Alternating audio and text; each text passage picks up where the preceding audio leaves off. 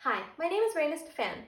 Today I will be putting the issue of social injustice due to climate change to the Rotary four-way test of the things we think, say, or do. Is it the truth? Is it fair to all concerned? Will it build goodwill and better friendships? Is it beneficial to all concerned? I'd imagine we've all heard about climate change and how it's impacting our planet. Scientists claim that global warming and climate change is fueled by human-generated pollution and fossil fuels.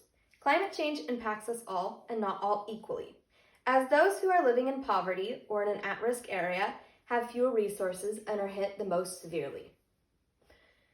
And while nature doesn't discriminate about who suffers from the damage and who has the abilities and the resources to adapt and recover, humans do. Is this the truth? In a report from the Black Congressional Caucus, it is stated that unless appropriate actions are taken to mitigate and adapt, climate change would worsen existing inequality issues within the United States. Environmental racism is alive and well today in the United States, and it is only by bringing awareness to the fact and developing strategies to address it that we can bring social justice for all. One of the quiet discriminating factors is something called redlining, which impacts women, people of race and color.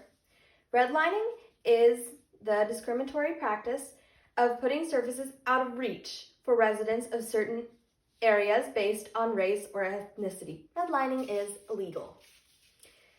The history of redlining in America makes communities more vulnerable to the impacts of climate change, and many communities who are in redline areas are impacted. For example, in the Native American reservations and cases of Love Canal from the early 2000s, where people have already suffered multiple social injustices.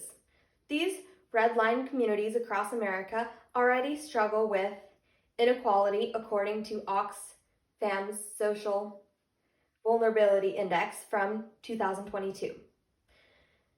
That even though race, class, and income cannot determine if or when a natural disaster may occur, they do determine the community's ability to respond and adapt and recover from it.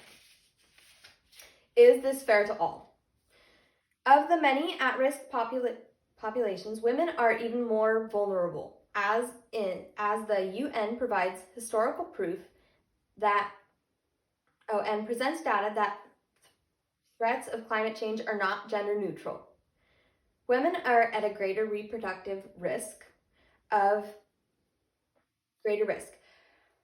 having income and family, shelter, and food sources jeopardized in more rural areas or developing communities, as they rely heavily upon natural resources, which can be threatened during times of crisis.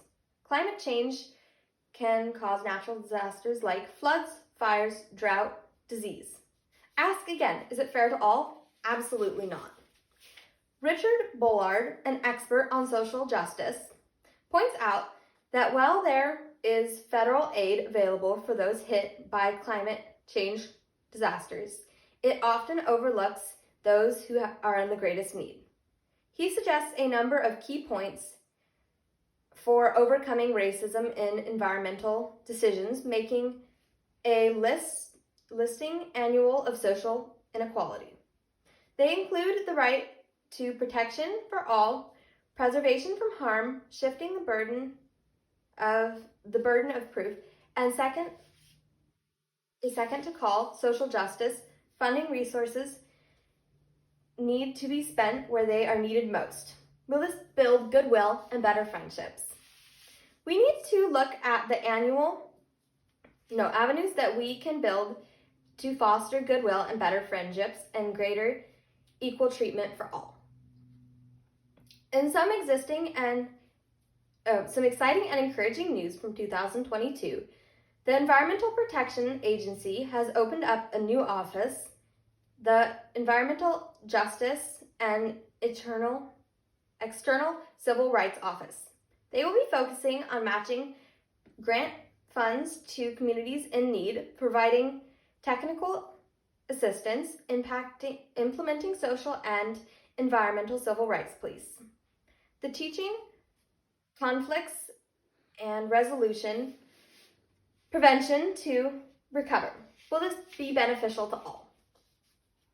Social justice and equality for all is a continuing commitment. We need to face the challenge of climate change and adapt for our changing planet.